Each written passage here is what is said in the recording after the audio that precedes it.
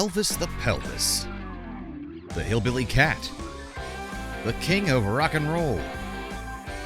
He had the life so many of us wish for, but in the end, it killed him. What crazy foods did Elvis eat? And what ridiculous diets did he try? All I have to do is drink maple syrup, lemon juice, cayenne pepper, and water for all 3 meals. This is Your Body On, Elvis's Body Transformation. When Elvis first appeared in 1954, he quickly became the biggest star in the world. It's just a beast in me. He helped revolutionize the world of pop music. He was the Beatles, the Backstreet Boys, and BTS all rolled into one tight package. In the end, he released 24 albums, had 149 hit songs, and starred in 31 feature films and 2 concert documentaries. But this jam-packed schedule pushed him over the edge. Yes, I'm fine. Why? Don't it look all right? How did his life go downhill so fast? And why did Elvis die on the toilet? The heartthrob. Elvis is one of the first artists to combine country and bluegrass music with blues and jazz. I'm gonna show you what the real Elvis is like tonight. Within 2 years of recording his first single, he was the world's most famous artist, and every show he performed featured thousands of all shook up, screaming teenage girls. I love you! Oh, thank you. Oh, thank you very much. The suspicious minds of adults and religious figures hated him, Get your torches. and his television appearances often showed him only from the waist up because of concerns over his gyrating hips. And you touch it. At the height of his fame, Elvis the Pelvis was drafted into the army and spent 2 years serving in West Germany.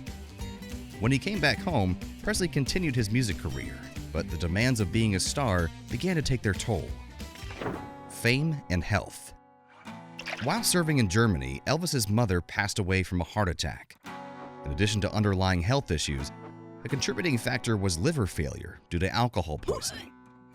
She was 46. Elvis was devastated. He had been very close to his mother, and she was always on his mind. But like her, Elvis had a number of genetic issues that affected his health. These included immune deficiency, colon issues, and lifelong insomnia. You ever have insomnia? Wouldn't wish it on the worst enemy.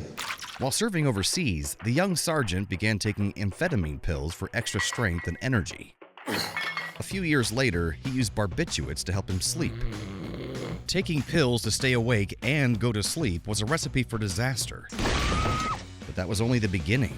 In addition to his music career, Elvis was also churning out 2 to 3 movies a year.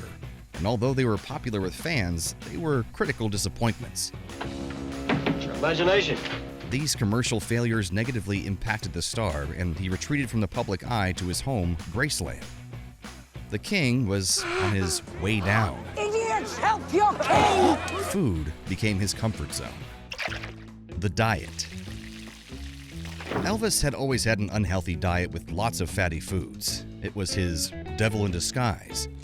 Oh, yeah. He was known for his love of fried peanut butter and banana sandwiches.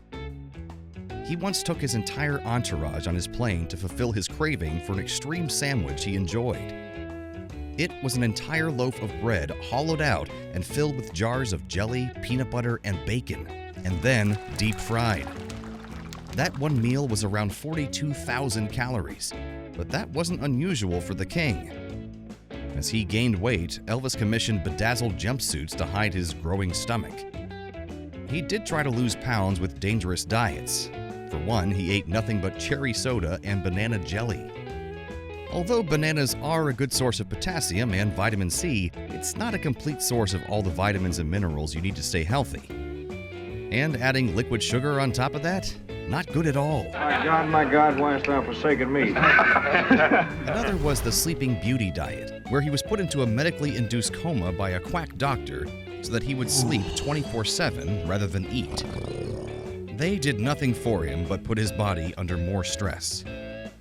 In the last years of his life, he was eating about 100,000 calories daily, far more than the average person's 2,000 calories a day. But why did he eat so much? Certain foods can trigger the release of dopamine in the brain and create feelings of pleasure. And the desire for those hits of joy can result in compulsive overeating. Yeah, hope you're all happy now. They took him from Heartbreak Hotel to Viva Las Vegas. But food wasn't the hound dog's only vice. The drugs. In 1967, Elvis hired a private physician who prescribed opioids to help him deal with saddle pain. Within 10 years, he had been prescribed 8,805 pills. On August 16, 1977, Elvis was found dead on the toilet. He was 42 years old.